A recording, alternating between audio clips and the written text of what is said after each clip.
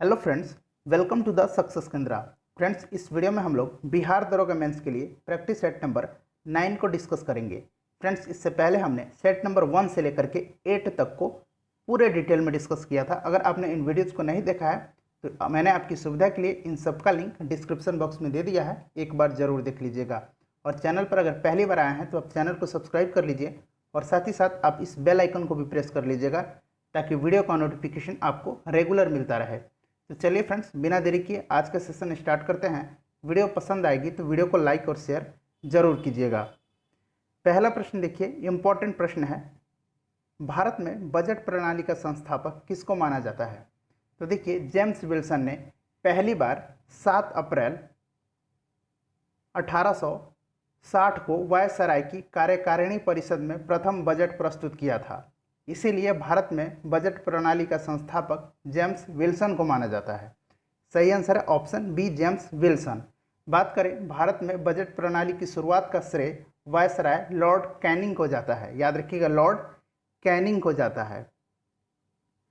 दूसरा क्वेश्चन देखिए, जितनी बातें मैं बता रहा हूं आप सबको ध्यान रखिएगा। दूसरा प्रश्न है, संविधान के किस अनुच्छेद के अंतर्गत राज्य सरकारों की बजट के संबंध में व्यवस्था की गई है? तो देखिए, संविधान के अनुच्छेद 202 के अंतर्गत प्रत्येक वित्तीय वर्ष के लिए, जो कि 1 अप्रैल से लेकर के 31 मार्च तक का होता है, राज्य सरकार की अनुमानित प्राप्तियों तथा व्ययों का एक विवरण विधानसभा के सामने रखना आवश्यक होता है। तो सही आंसर इसका ऑप्शन भी, अनुच्छेद 202। अगर बात करें केंद्र सरकार की बजट की तो इसकी व्यवस्था अनुच्छेद 112 में है। अनुच्छेद 280 में वित्त आयोग के गठन का प्रावधान है, वित्त आयोग का, ठीक है फ्रेंड्स। और अनुच्छेद 117 में जो है यह वित्त विधेयक से संबंधित है। तीसरा क्वेश्चन देखिए, तीसरा क्वेश्चन है, गरासिया जनजाति भारत के किस राज्य या केंद्र शासित प्रदेश में पाई जाती है? इंपॉर्टेंट क्वेश्चन है। तो गरासिया जनजाति जो है यह राजस्थान में पाई जाती है। ऑप्शन सी सही आंसर होगा। क्वेश्चन नंबर 4 देखिए, क्वेश्चन नंबर 4 है कि बनेरघट्टा नेशनल पार्क किस राज्य में स्थित है? तो देखिए, बनेरघट्टा नेशनल पार्क जो है इसकी स्थापना 1970 में की गई थी और 1974 में इसे राष्ट्रीय उद्यान घोषित किया गया था और ये कर्नाटक में है। ऑप्शन बी जो है सही आंसर होगा। क्वेश्चन नंबर 5 देखिए, और फ्रेंड्स इससे पहले हमने सेट 1 से लेकर के सेट 8 तक को, साथ ही साथ हमने लूसेंट के प्राचीन इतिहास के महत्वपूर्ण प्रश्नों को भी कवर किया है। और 2020 में बिहार में जितने भी एग्जाम्स हुए हैं उनमें पॉलिटी के जितने भी प्रश्न पूछे गए हैं उन सबको हमने कवर किया है। अगर आपने इन सभी वीडियोज़ को नहीं देखा है तो देख लीजिएगा, इन सब का लिंक मैंने डिस्क्रिप्शन बॉक्स में दे दिया है। 5 नंबर प्रश्न पढ़िए, किस युद्ध में विजय के पश्चात बाबर ने गाजी की उपाधि धारण की थी? काफ़ी महत्वपूर्ण प्रश्न है। तो गाजी की उपाधि खानवा के युद्ध के विजय के पश्चात बाबर ने धारण की थी। खानवा का युद्ध सही आंसर हो जाएगा। खानवा का युद्ध कब हुआ था? तो खानवा का युद्ध 1527 में हुआ था, राणा संगा और बाबर के बीच में। याद रखिएगा, 1527 में, और इसमें बाबर की जीत होती है। पानीपत का बात करें तो पानीपत का प्रथम युद्ध जो है यह 1526 ईस्वी में इब्राहिम लोदी और बाबर के बीच हुआ था, जिसमें बाबर की जीत हुई थी। और इसी युद्ध के पश्चात भारत में बाबर ने मुगल साम्राज्य की स्थापना की। चंदेरी का युद्ध जो है यह 1528 में हुआ था। याद रखिएगा, 1528 में हुआ था, मेदिनी राय और बाबर के बीच में, और इस युद्ध में भी बाबर की विजय होती है। घाघरा का युद्ध जो है यह अफगानों और बाबर के बीच में 1529 ईस्वी में होता है और इसमें भी बाबर जीत जाता है। तो बाबर के समय के ये 4 महत्वपूर्ण युद्ध हैं और चारों में बाबर विजयी होता है, ध्यान रखिएगा। क्वेश्चन नंबर 6 देखिए, अलाउद्दीन खिलजी ने 1303 ईस्वी में, ये जो है याद रखिएगा 1303 ईस्वी में मेवाड़ के गहलोत राजवंश के किस शासक को पराजित कर मेवाड़ को दिल्ली सल्तनत में मिला लिया? तो देखिए, दिल्ली सल्तनत में मेवाड़ को किसने मिलाया था? तो अलाउद्दीन खिलजी ने। कब मिलाया था? तो 1303 ईस्वी में। तो देखिए, यहाँ से 3 प्रश्न आपके कवर हो जा रहे हैं। तो ये हराया था किसको? राणा रतन सिंह को। इंपॉर्टेंट है, आपको ध्यान रखना है। और गहलोत वंश की एक शाखा थी सिसोदिया वंश, याद रखिएगा, सिसोदिया वंश जो थी ये गहलोत वंश की एक शाखा थी। और इसी वंश के हमीर देव ने मोहम्मद तुगलक को हरा करके पूरे मेवाड़ को फिर से स्वतंत्र करा लिया। नेक्स्ट क्वेश्चन देखिए, और बात करें कि किस मुगल शासक ने मेवाड़ को अपने राज्य में मिलाया था? तो याद रखिएगा, जहांगीर ने मिलाया था। नेक्स्ट क्वेश्चन देखिए, क्वेश्चन नंबर 7, इनमें से किसकी रचना कृष्णदेव राय के द्वारा नहीं की गई है? तो देखिए, कृष्णदेव राय जो थे यह तुलुप वंश के शासक थे। किस वंश के? तुलुप वंश। आपको याद रखना है, प्रश्न पूछा जाता है। और अमुक्त मल्याद, जामवंती कल्याणम, ये जो है कृष्णदेव राय की रचना है। और ये पांडुरंग महात्मा ने जो है ये तेनालीरामन की रचना है, तो ध्यान रखिएगा। और कृष्णदेव राय ने कौन कौन सी उपाधियां धारण की थी ये भी पूछा जाता है। आंध्र भोज, अभिनव भोज और आंध्र पितामह, इतनी सारी उपाधियां कृष्णदेव राय ने धारण की थी। नेक्स्ट क्वेश्चन देखिए, क्वेश्चन नंबर 8, भारतीय जूट निगम की स्थापना किस वर्ष हुई थी? इंपॉर्टेंट क्वेश्चन है। देखिए फ्रेंड्स, 3 से 4 सेकंड में आप आंसर चुन लीजिए और आपको उसके बाद मैं आंसर बता देता हूँ। तो आप थोड़ा सा जल्दी दिखाइए क्योंकि वीडियो काफ़ी लंबा हो जाएगा। तो देखिए, भारतीय जूट निगम की स्थापना जो है यह 1971 ईस्वी में जूट के आयात, निर्यात एवं आंतरिक बाजार की देखभाल के लिए की गई थी। सही आंसर ऑप्शन बी, 1971 ईस्वी में।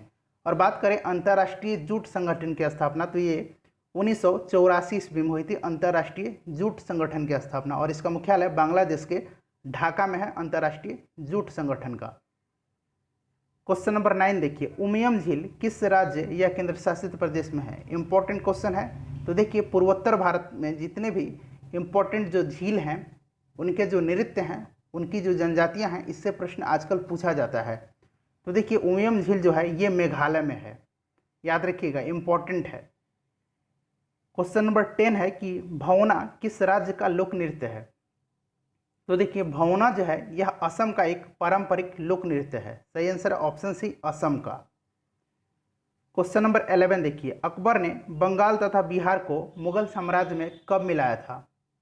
तो ये 1576 ईस्वी में मिलाया था, याद रखिएगा, 1576 ईस्वी में। और अकबर का राज्याभिषेक याद रखिएगा 14 फरवरी 1556 ईस्वी को पंजाब के कलानौर में हुआ था। कहाँ हुआ था? कलानौर में। ये भी प्रश्न पूछा जाता है कि अकबर का राज्याभिषेक कहाँ हुआ था और कब हुआ था। तो आपको ये सन याद रखना है और यह स्थान याद रखना है। नेक्स्ट क्वेश्चन देखिए, 1740 की गिरिया के युद्ध में किसको मारकर बिहार के सर सूबेदार अलीवर्दी खां बंगाल का नवाब बना? तो देखिए, 1740 में गिरिया का युद्ध हुआ था और इस युद्ध में बिहार के सर सूबेदार जो थे अलीवर्दी खां, इन्होंने सरफराज को मार करके बंगाल के नवाब बने। अलीवर्दी खां ने अपने शासनकाल में मुगलों को राजस्व देना बंद कर दिया। इसके शासनकाल में बंगाल इतना समृद्धशाली हो गया कि बंगाल को भारत का स्वर्ग कहा जाने लगा। अलीवर्दी खां का उत्तराधिकारी इसका दामाद सिराजुद्दौला होता है, ध्यान रखिएगा। क्वेश्चन नंबर 13 देखिए, राजकुमार खुसरो की सहायता करने के कारण जहांगीर ने किस सिख गुरु को मरवा दिया था? तो देखिए, राजकुमार खुसरो की सहायता करने के कारण जहांगीर ने 1606 ईस्वी में गुरु अर्जुन देव को मरवा दिया था। गुरु अर्जुन देव, सही आंसर है ऑप्शन बी, गुरु अर्जुन देव थे या सिखों के 5वें गुरु थे, याद रखिएगा। और सिखों के 9वें गुरु तेग बहादुर की हत्या किसने करवाई थी? औरंगजेब ने करवाई थी, इस्लाम धर्म नहीं स्वीकारने के कारण। तो इसको भी ध्यान रखिएगा। क्वेश्चन नंबर 14 देखिए, राष्ट्रमंडल यानी कॉमनवेल्थ का मुख्यालय कहाँ स्थित है? तो देखिए, राष्ट्रमंडल की स्थापना 1926 में हुई थी और इसका हेडक्वार्टर जो है यानी मुख्यालय है वो कहाँ है? लंदन में है। नेक्स्ट क्वेश्चन देखिए, क्वेश्चन नंबर 15, कर्नाटक के धर्म स्थल में मनाया जाने वाला महामस्तभिषेक महोत्सव निम्नलिखित में से किस धर्म से संबंधित है? तो देखिए, कर्नाटक के श्रवणबेलगोला में विराजित भगवान गोमतेश्वर बाहुबली, इन्हीं के महामस्तभिषेक होता है प्रत्येक 12 वर्ष पर और ये जो है जैन धर्म से संबंधित है, ऑप्शन बी। क्वेश्चन नंबर 16 देखिए, थियोसॉफिकल सोसाइटी की स्थापना किसने की थी? तो देखिए, थियोसॉफिकल सोसाइटी की स्थापना 1882 ईस्वी में मैडम ब्लावत्स्की और कर्नल अलकाट ने किया था। किसने? कर्नल अलकाट और मैडम ब्लावत्स्की ने 1882 ईस्वी में थियोसॉफिकल सोसाइटी की स्थापना की थी। सही answer option C, HP Blavatsky. Next question देखिए, 17 नंबर, निम्नलिखित में से कौन लोकपाल का चयन करने वाली समिति का हिस्सा नहीं होता है? तो देखिए, लोकपाल का जो चयन समिति है उसमें लोकसभा का अध्यक्ष होता है, भारत का मुख्य न्यायाधीश होता है और लोकसभा में विपक्ष का नेता होता है। गृह मंत्री जो है ये उसका सदस्य में नहीं शामिल होता है। और बात करें अगर लोकपाल में, तो लोकपाल में एक अध्यक्ष और 8 अन्य सदस्य होते हैं। इन 8 सदस्यों में 4 जो होते हैं ये न्यायिक सदस्य होते हैं और 4 जो होते हैं वो गैर न्यायिक सदस्य होते हैं। तो आप इन सबको ध्यान रखिएगा। और वर्तमान में लोकपाल अध्यक्ष कौन है? पिनाकी चंद्र घोष हैं। नेक्स्ट क्वेश्चन देखिए, क्वेश्चन नंबर 18। भारत की निम्नलिखित में से किस नदी में सिंधु नदी की डॉल्फिन मुख्य रूप से पाई जाती है? इंपॉर्टेंट क्वेश्चन है। तो ये पाई जाती है व्यास नदी में। ऑप्शन बी जो है सही आंसर है। क्वेश्चन नंबर 19 देखिए, भारत में तांबे की अधिकांश भंडार निम्नलिखित में से किस पर्वत श्रेणी में पाए जाते हैं? तो ये पाया जाता है अरावली श्रेणी में। ऑप्शन डी जो है करेक्ट आंसर हो जाएगा। और बात करें अगर अरावली श्रेणी की, तो अरावली की पहाड़ियाँ राजस्थान में हैं। यह सबसे पुरानी चट्टानों से बनी हुई पहाड़ियाँ हैं और इसकी सबसे ऊंची चोटी जो है वो माउंट आबू पर स्थित गुरु शिखर है। ध्यान रखिएगा, गुरु शिखर जो है अरावली की सबसे ऊंची पर्वत चोटी है। नेक्स्ट क्वेश्चन देखिए, क्वेश्चन नंबर 20। 9 डिग्री चैनल निम्नलिखित में से किन्हें पृथक करता है? तो 9 डिग्री चैनल जो है यह मिनिकॉय को लक्षद्वीप से अलग करता है। ऑप्शन ए इसका बिल्कुल सही आंसर हो जाएगा। 21 नंबर देखिए, भारत में निम्नलिखित रामसर स्थलों में से कौन सा ताज़ा जल का निकाय है? तो देखिए ये कोलेरू झील में स्थित रामसर जो है वो ताजे झील के निकाय हैं। ठीक है, सही आंसर है ऑप्शन सी। और कोलेरू झील कहाँ है? ये है आंध्र प्रदेश में, याद रखिएगा। नेक्स्ट क्वेश्चन देखिए, और बात करें अगर यहाँ पे देख लीजिए लोनार झील, तो लोनार झील कहाँ है? लोनार झील है महाराष्ट्र में। कोलेरू झील कहाँ है? अभी मैंने बता दिया आंध्र प्रदेश में है। चिल्का झील उड़ीसा में है और पेंगोंग झील है ये लद्दाख में है। याद रखिएगा, इंपॉर्टेंट है पेंगोंग झील क्योंकि अभी सुर्खियों में रहा है हाल ही में। 22 नंबर देखिए, निम्नलिखित में से किस स्थान पर प्रवाल भित्तियाँ पाई जाती है? तो प्रवाल भित्तियाँ जो है ये मन्नार की खाड़ी में भी पाई जाती हैं, कच्छ की खाड़ी में भी पाई जाती है और खंबात की खाड़ी में भी पाई जाती हैं। तो सही आंसर ऑप्शन डी उपरोक्त सभी में। 23 नंबर देखिए, निम्नलिखित में से कौन यूनेस्को का विश्व धरोहर स्थल नहीं है? फ्रेंड्स, अगर आप बिहार दरोगा मेंस या फिर बिहार की किसी भी एग्जाम्स की प्रिपरेशन करना चाहते हैं तो आप बिल्कुल सही जगह पर है। आप इस चैनल को सब्सक्राइब कर लीजिए और साथ ही साथ बेल आइकन को भी प्रेस कर लीजिएगा ताकि जब भी मैं वीडियो अपलोड करूंगा उसका नोटिफिकेशन आपको मिल जाए। तो देखिए यूनेस्को का विश्व धरोहर स्थल में शामिल नहीं है स्वर्ण मंदिर। याद रखिएगा, ऑप्शन ए जो है सही आंसर है। स्वर्ण मंदिर जो है ये कहाँ है? पंजाब के अमृतसर में है। अगर बात करें कंचनजंगा राष्ट्रीय उद्यान, तो ये कहाँ पे है? कंचनजंगा राष्ट्रीय उद्यान ये सिक्किम में है, याद रखिएगा। और हुमायूं का मकबरा जो है ये दिल्ली में है। नेक्स्ट क्वेश्चन देखिए, क्वेश्चन नंबर 24। हाल ही में चर्चा में रहा रेतल जल विद्युत संयंत्र निम्नलिखित में से किस नदी पर अवस्थित है? इंपॉर्टेंट है, रेतल जल विद्युत संयंत्र। तो इसका सही आंसर ऑप्शन ए चिनाब नदी पर है। 25 नंबर देखिए, अशोक के शासनकाल में चट्टान को काटकर, यहाँ को बना लीजिए, चट्टान को काटकर बनाई गई लोमस ऋषि गुफा समर्पित है किनको? तो ये जो लोमस ऋषि गुफा है ये किनको समर्पित है? आजीवक संप्रदाय के। ऑप्शन सी जो है करेक्ट आंसर हो जाएगा। और ये बराबर और नागार्जुनी पहाड़ियों पर स्थित है लोमस ऋषि गुफा, याद रखिएगा। 26 नंबर है कि हेलसिंकी समझौता निम्नलिखित में से किससे संबंधित है? तो देखिए हेलसिंकी समझौता जो है यह 1975 में हुआ था यूरोप में सुरक्षा और सहयोग के उद्देश्य से। तो देखिए सहयोग और सुरक्षा के उद्देश्य से हुआ था। तो सही आंसर हो जाएगा इसका ऑप्शन डी उपरोक्त में से कोई भी नहीं। और ये याद रखिएगा 1975 में हुआ था हेलसिंकी समझौता। 27 नंबर देखिए, दिल्ली के किस सुल्तान ने मूल्य नियंत्रण प्रणाली को दृढ़ता से लागू किया था? तो ये लागू किया था अलाउद्दीन खिलजी ने। ऑप्शन बी जो है सही आंसर हो जाएगा, मूल्य नियंत्रण प्रणाली अलाउद्दीन खिलजी ने लागू किया था। 28 नंबर देखिए, गिजाली और फैजी किसके दरबार के कवि थे? तो गिजाली और फैजी जो थे ये अकबर के दरबार के कवि थे और ये फैजी जो थे यह अकबर के राज कवि थे। याद रखिएगा, फैजी जो थे अकबर के राज कवि थे। 29 नंबर देखिए, वर्नाक्यूलर प्रेस एक्ट 1878 का लगभग सभी भारतीय भाषाई अखबारों ने विरोध किया था और कौन से अखबार ने इसका समर्थन किया था? देखिए वर्नाक्यूलर प्रेस एक्ट 1878 में लाया गया था लॉर्ड लिटन के कार्यकाल में। उस समय कौन था वायसराय? लॉर्ड लिटन था, याद रखिएगा। और ये विशेष करके सोम प्रकाश को प्रतिबंधित करने के लिए लाया गया था, याद रखिएगा, किसको? सोम प्रकाश को। और इसका समर्थन किया था पायनियर नामक अखबार ने। ऑप्शन बी जो है सही आंसर हो जाएगा। अब बात करें वर्नाक्युलर प्रेस एक्ट को, तो इसको समाप्त किसने किया? लॉर्ड रिपन ने समाप्त किया था। किसने समाप्त किया था? लॉर्ड रिपन ने 1882 ईस्वी में इसको समाप्त कर दिया। नेक्स्ट क्वेश्चन देखिए 30 नंबर, निम्नलिखित में से कौन भारत को धर्मनिरपेक्ष राज्य वर्णित करता है? तो देखिए ये करता है संविधान की प्रस्तावना। बात करें तो पहले प्रस्तावना में ये धर्मनिरपेक्ष शब्द नहीं था। ठीक है फ्रेंड्स, 42वें संविधान संशोधन 1976 ईस्वी के द्वारा ये धर्मनिरपेक्ष शब्द यानी सेकुलरिज्म जो है इसको प्रस्तावना में जोड़ा गया। 31 नंबर देखिए, भारतीय संविधान का कौन सा अनुच्छेद भारत की विदेश नीति से संबंधित है? इंपॉर्टेंट क्वेश्चन है। तो भारत की विदेश नीति से संबंधित है अनुच्छेद 51, याद रखिएगा, इंपॉर्टेंट है। और ये राज्य के नीति निर्देशक सिद्धांत के अंतर्गत आता है 51।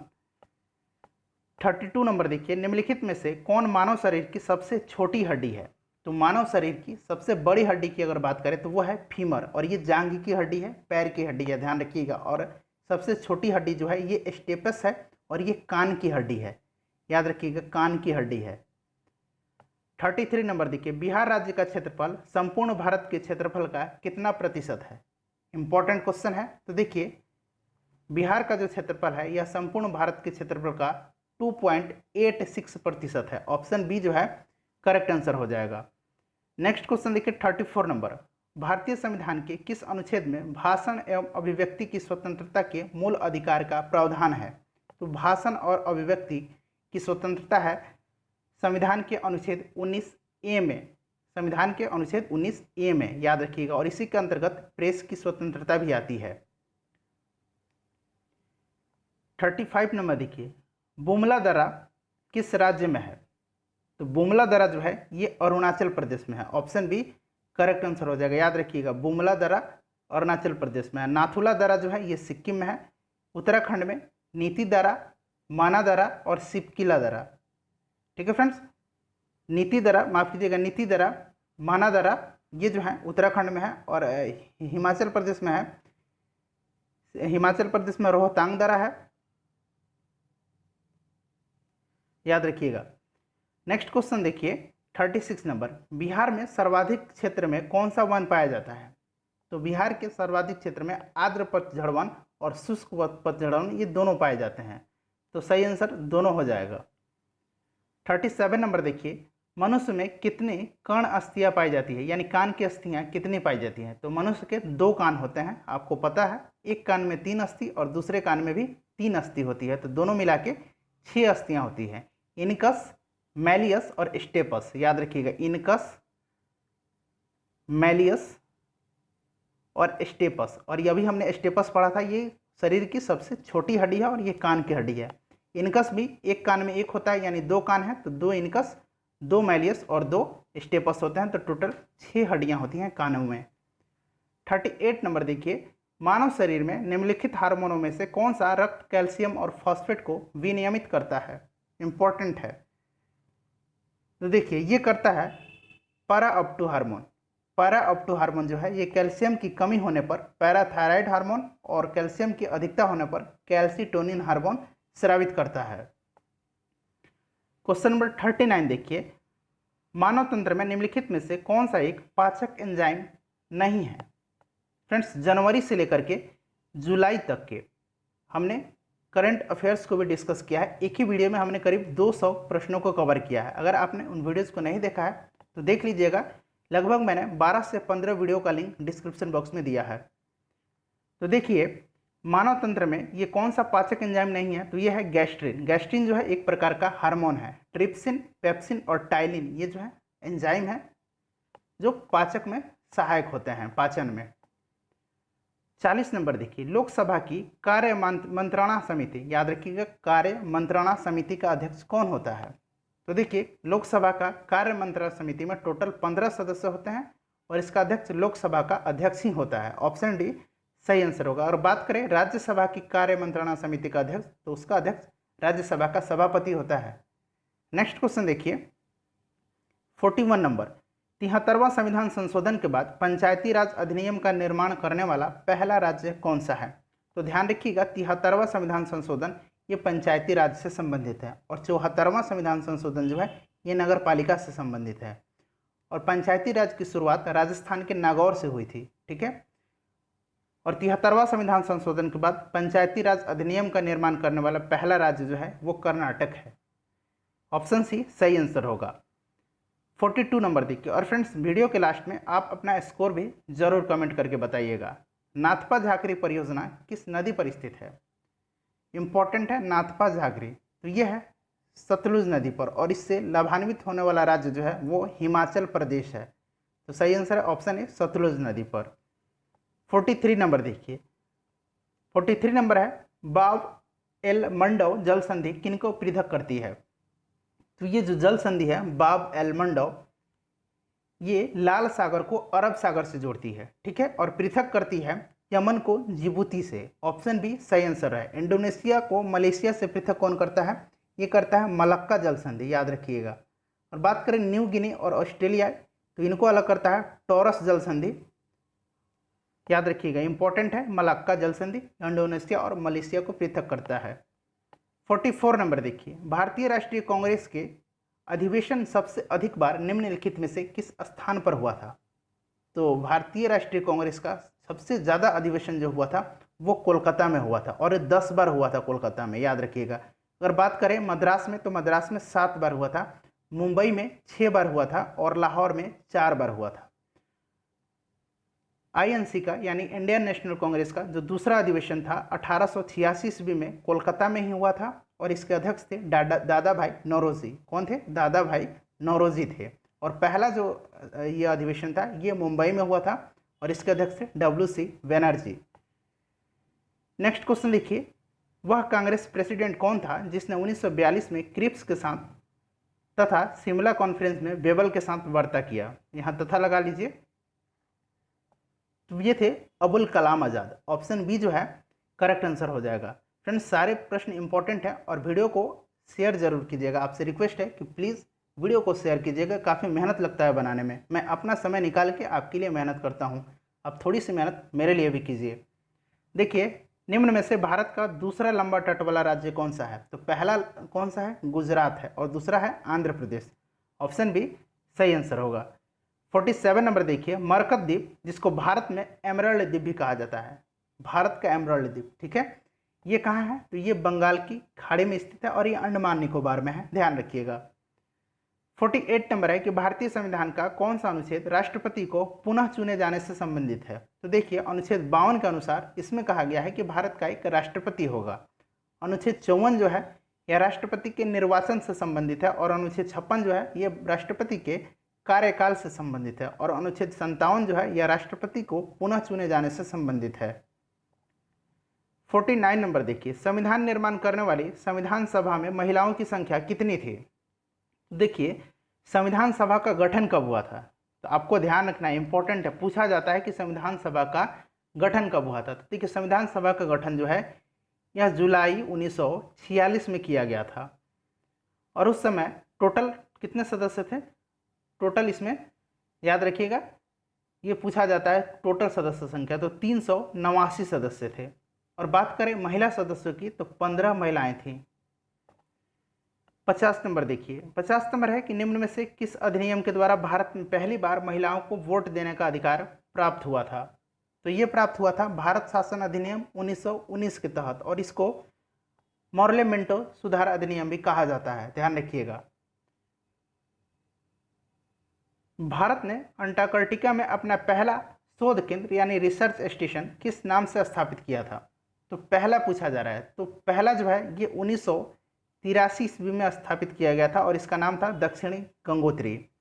दूसरा शोध संस्थान जो है यह 1989 में स्थापित किया गया था, और इसका नाम मैत्री, और तीसरा जो है इसका नाम है भारती। नेक्स्ट क्वेश्चन देखिए, क्वेश्चन नंबर 52। महात्मा गांधी के द्वारा स्थापित हरिजन सेवक संघ के संस्थापक अध्यक्ष कौन थे? तो देखिए, हरिजन सेवक संघ की स्थापना महात्मा गांधी ने किया था। एक प्रश्न तो ऐसे कवर हो गया, और कब किया था? तो 1932 में किया था, और इसके संस्थापक अध्यक्ष यानी पहले जो अध्यक्ष थे वो थे घनश्याम दास बिड़ला। ऑप्शन सी जो है सही आंसर होगा। नेक्स्ट क्वेश्चन देखिए 53 नंबर, दहसाला नामक एक नवीन कर व्यवस्था किस मुगल शासक के द्वारा शुरू की गई थी? तो ध्यान दीजिएगा 1580 ईस्वी में दहसाला नामक एक जो कर व्यवस्था थी ये अकबर के द्वारा शुरू की गई थी 1580 ईस्वी में, याद रखिएगा। और इस व्यवस्था को टोडरमल बंदोबस्त भी कहा जाता है। इसको कहा जाता है टोडरमल बंदोबस्त, ठीक है, ध्यान रखिएगा। नेक्स्ट क्वेश्चन देखिए 54 नंबर, काफ़ी इंपॉर्टेंट क्वेश्चन है ये। सल्तनतकालीन दीवाने इस्तिहाक एक प्रकार का विभाग था और आपको बताना है कि यह विभाग था ये किससे संबंधित था।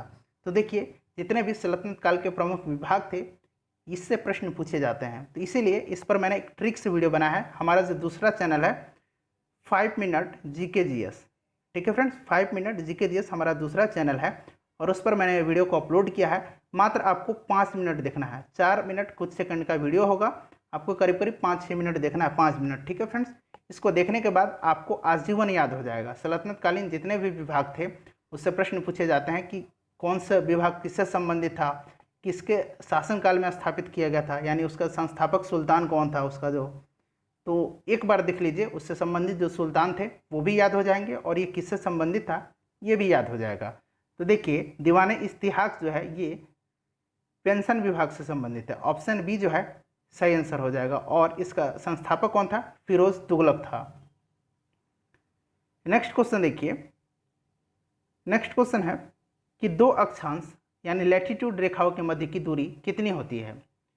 तो कितनी दूरी होती है? 2 बार मध्य हो गया है, तो होती है 111 किलोमीटर, याद रखिएगा। 56 नंबर देखिए, निम्नलिखित में से कौन सी ग्रंथि सेक्स हार्मोन श्रवण करती है? तो सेक्स हार्मोन स्रावित करती है एड्रिनल ग्रंथि, और इससे स्रावित होने वाले हार्मोनों को उड़ो और लड़ो हार्मोन भी कहा जाता है। 57 नंबर देखिए, चंद्रगुप्त मौर्य ने किस जैन साधु से जैन धर्म की शिक्षा ली थी? तो बात करें अगर चंद्रगुप्त मौर्य की, तो यह मौर्य वंश का संस्थापक था, याद रखिएगा, ठीक है फ्रेंड्स। और इसका बेटा था बिंदुसार और बिंदुसार का बेटा था अशोक, क्रम में आपको याद रखना है। और चंद्रगुप्त मौर्य ने भद्रबाहु से, याद रखिएगा, भद्रबाहु से जैन धर्म की शिक्षा ली थी। अगर बात करें उपगुप्त की, तो अशोक ने बौद्ध धर्म की शिक्षा दीक्षा उपगुप्त से ली थी। नेक्स्ट क्वेश्चन देखिए 58 नंबर, महाविस्फोटक सिद्धांत जिसको बिग बैंग थ्योरी कहा जाता है, इसका प्रतिपादन किसने किया था? तो देखिए बिग बैंग थ्योरी का प्रतिपादन किया था एब जॉर्ज लेमेंथियर ने। ऑप्शन ए सही आंसर होगा। नेक्स्ट क्वेश्चन देखिए, नेक्स्ट क्वेश्चन है कि भारत की संघीय व्यवस्था में संविधान संशोधन की प्रक्रिया का प्रावधान कहाँ से लिया गया है? तो देखिए संविधान संशोधन की प्रक्रिया जो है यह संविधान के भाग 20 में है और अनुच्छेद 368 में, याद रखिएगा, भाग 20 के अनुच्छेद 368 में है और ये लिया गया है दक्षिण अफ्रीका से। 60 नंबर देखिए, मैन ऑफ डेस्टिनी किसके लिए प्रयुक्त हुआ है? तो मैन ऑफ डेस्टिनी के नाम से जाना जाता है नेपोलियन बोनापार्ट को, याद रखिएगा, नेपोलियन बोनापार्ट को। नेक्स्ट क्वेश्चन देखिए 61 नंबर, भारतीय राष्ट्रीय कांग्रेस के दूसरे अधिवेशन की अध्यक्षता किसने की थी? तो पहले अधिवेशन की अध्यक्षता आपको कमेंट में करके बताना है, वैसे मैंने बता दिया है ऊपर में। तो देखिए दूसरे अधिवेशन की अध्यक्षता 1886 ईस्वी में इस अधिवेशन का आयोजन कोलकाता में किया गया था और इसकी अध्यक्षता दादा भाई नौरोजी ने किया था। 62 नंबर है कि बास्केटबॉल में खिलाड़ियों की संख्या कितनी होती है? तो देखिए फ्रेंड, बास्केटबॉल में खिलाड़ियों की संख्या होती है 5, याद रखिएगा, कितनी होती है?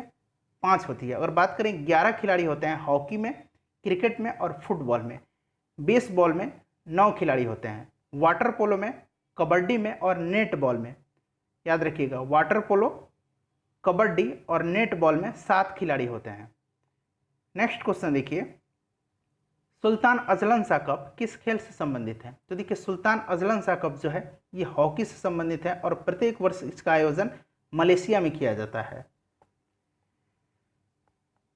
निक्टोलोपिया रोग किससे संबंधित है? तो निक्टोलोपिया जो है ये आंख से संबंधित है, आप सभी को पता भी होगा। 65 नंबर देखिए, मानसर झील किस राज्य या केंद्र शासित प्रदेश में है? तो देखिए फ्रेंड, मानसर झील जो है ये जम्मू कश्मीर में है, याद रखिएगा, इंपॉर्टेंट है और ये प्रश्न पूछा जा चुका है, इसीलिए मैंने आपको इस प्रश्न को इसमें शामिल किया है। नेक्स्ट क्वेश्चन देखिए कि एमनियोसेंटोसिस एक तरीका है, एमनियोसेंटोसिस जो है एक तरीका है जो बताता है, तो ये बताता है भ्रूण की असमानताओं को, ऑप्शन ए जो है सही आंसर होगा। 67 नंबर देखिए, बीएमडी परीक्षण किया जाता है किसके पहचान के लिए? तो बीएमडी परीक्षण किया जाता है ऑस्टियोपोरोसिस की पहचान के लिए, और ये अस्थि से संबंधित बीमारी है, हड्डी से संबंधित बीमारी है। 68 नंबर देखिए, डीब्रीज ने किस सिद्धांत का प्रतिपादन किया था? तो डीब्रीज ने उत्परिवर्तन के सिद्धांत को प्रतिपादित किया था, ये भी प्रश्न पूछा गया है। 69 नंबर देखिए, छिपकलियों का अध्ययन क्या कहलाता है? तो छिपकलियों का अध्ययन जो है ये कहलाता है सोरोलॉजी। बात करें ऑफियोलॉजी, तो ये सर्पों का अध्ययन जो है, सांपों का अध्ययन, ये ऑफियोलॉजी कहलाता है, याद रखिएगा। नेक्स्ट क्वेश्चन देखिए, प्रथम वित्त आयोग की अवधि क्या थी? तो देखिए संविधान का अनुच्छेद 280 जो है ये वित्त आयोग से संबंधित है, और वित्त आयोग का जो पहले अध्यक्ष थे, पहले वित्त आयोग के अध्यक्ष थे वो थे केसी नियोगी, याद रखिएगा कौन थे? केसी नियोगी साहब थे। और पहला वित्त आयोग का जो था इसका कार्यकाल कब रहा था? 1952 से लेकर के 1957 तक रहा था। ऑप्शन सी जो है सही आंसर होगा। नेक्स्ट क्वेश्चन देखिए, क्वेश्चन नंबर 71, संविधान के किस अनुच्छेद के अनुसार संघ की राजभाषा हिंदी और लिपि देवनागरी है? तो ये कहा गया है अनुच्छेद 343 में। ऑप्शन ए जो है अब भाग 17 में अनुच्छेद 343 में कहा गया है कि संघ की राजभाषा हिंदी और लिपि देवनागरी होगी। नेक्स्ट क्वेश्चन देखिए, क्वेश्चन नंबर 72, खतौली का युद्ध कब और किसके बीच हुआ था? तो देखिए खतौली का युद्ध जो है यह राणा संगा और इब्राहिम लोदी के बीच में 1518 ईस्वी में हुआ था, और इस युद्ध में राणा संगा की जीत हो गई थी और इब्राहिम लोदी जो है वो हार गया था। क्वेश्चन नंबर 73 देखिए, राजा भोज किस राजवंश से संबंधित थे? तो राजा भोज जो थे ये परमार वंश से संबंधित थे। ऑप्शन डी सही आंसर होगा। अगर बात करें परमार वंश की तो इसका संस्थापक कौन था? उपेंद्र राज था, याद रखिएगा। परमार वंश का संस्थापक जो था ये उपेंद्र राज था, और ये राजा भोज जो थे ये काफ़ी शिक्षा के क्षेत्र में इन्होंने काफ़ी कार्य किया था। नेक्स्ट क्वेश्चन देखिए, ल्यूकेमिया जिसको रक्त कैंसर भी कहा जाता है, निम्नलिखित में से किसमें असामान्य वृद्धि है? तो ल्यूकेमिया जो है यह जो श्वेत रक्त कोशिकाएं हैं इनमें असामान्य वृद्धि जब होती है तो उसको ल्यूकेमिया कहा जाता है। 75 नंबर देखिए, किस प्रकार के कांच का उपयोग धूप चश्मों के लेंस बनाने में किया जाता है? ये प्रश्न फ्रीक्वेंटली पूछा जाता है, ठीक है फ्रेंड्स, ये फ्रीक्वेंटली पूछा जाता है एग्जाम में कि धूप चश्मे बनाने में किस प्रकार के लेंस का उपयोग किया जाता है। तो ये किया जाता है किस प्रकार के कांच का? क्रूक्स कांच का। अगर बात करें क्राउन कांच का तो इसका प्रयोग जो है चश्मों के लेंस बनाने में किया जाता है, जो सिंपल चश्मा है उनके लेंस बनाने में। फ्लिंट कांच का उपयोग किया जाता है विद्युत बल्ब, कैमरा और दूरबीन के लेंस बनाने में। और पायरेक्स कांच का उपयोग किया जाता है प्रयोगशाला के उपकरण बनाने में। 76 नंबर देखिए, दिल्ली पर प्रथम अफगान राज्य की स्थापना का श्रेय किसको दिया जाता है? तो दिल्ली पर प्रथम अफगान राज्य की स्थापना का श्रेय बहलोल लोदी को दिया जाता है, याद रखिएगा। 77 नंबर देखिए, एक आदर्श आम मीटर का प्रतिरोध होना चाहिए। तो आम मीटर क्या है? विद्युत धारा की मापने की एक यंत्र है आम मीटर, और इसका जो प्रतिरोध होना चाहिए एक आदर्श आम मीटर का वो होना चाहिए 0। ऑप्शन सी जो है सही आंसर है। अगर बात करें एक आदर्श वोल्ट मीटर का प्रतिरोध, आदर्श वोल्ट मीटर जो है इसका प्रतिरोध कितना होना चाहिए? तो अनंत होना चाहिए। 78 नंबर देखिए, द्रव का ताप बढ़ाने पर पृष्ठ तनाव पर क्या प्रभाव पड़ता है? तो ताप बढ़ने पर जो होता है पृष्ठ तनाव कम हो जाता है। ऑप्शन बी सही आंसर होगा, ध्यान रखिएगा। 79 नंबर है कि भारतीय संविधान का अनुच्छेद 50 जो है ये संबंधित है। तो अनुच्छेद 50 कहाँ है? राज्य के नीति निर्देशक सिद्धांत के अंतर्गत आता है, और ये संबंधित है कार्यपालिका के न्यायपालिका से पृथक्करण से, ठीक है, कार्यपालिका एवं न्यायपालिका के पृथक्करण से। अगर बात करें कृषि एवं पशुपालन तो ये संविधान के किस अनुच्छेद में है? ये भी इम्पोर्टेंट है, तो ध्यान रखिएगा, ये है अनुच्छेद 48 में। अगर बात करें नागरिकों के लिए एक समाज सेवी संहिता तो ये अनुच्छेद 44 में है, और पंचायती राज यानी ग्राम पंचायत का संगठन जो है ये अनुच्छेद 40 में है। 80 नंबर देखिए, किस वंश की शासकों की मुद्राओं पर शिव तथा नंदी का एक साथ अंकन प्राप्त होता है? ये होता है कुषाण वंश के शासकों से। ऑप्शन बी करेक्ट आंसर होगा। कुषाण वंश का सबसे जो प्रसिद्ध शासक था वो कनिष्क था, याद रखिएगा, और इसी के समय में चौथी बौद्ध संगति का आयोजन कश्मीर के कुंडलवन में हुआ था। नेक्स्ट क्वेश्चन देखिए, राष्ट्रीय ध्वज की लंबाई और चौड़ाई का अनुपात कितना है? फ्रेंड्स इस प्रश्न का आंसर आप कमेंट बॉक्स में देकर जरूर बताइएगा, ये भी प्रश्न इंपॉर्टेंट है, इग्नोर मत कीजिएगा, और अपना स्कोर भी आप कमेंट करके बताइएगा। और सेट नंबर 1 से लेकर के 8 तक को हमने कवर किया है, उसको भी देख लीजिएगा। नेक्स्ट वीडियो में मिलते हैं। अपना ध्यान रखिएगा, चैनल को सब्सक्राइब कर लीजिए और बेल आइकन को भी प्रेस कर लीजिए ताकि अगली वीडियो का नोटिफिकेशन आपको मिल जाए। मिलते हैं नेक्स्ट वीडियो में। Thanks for watching.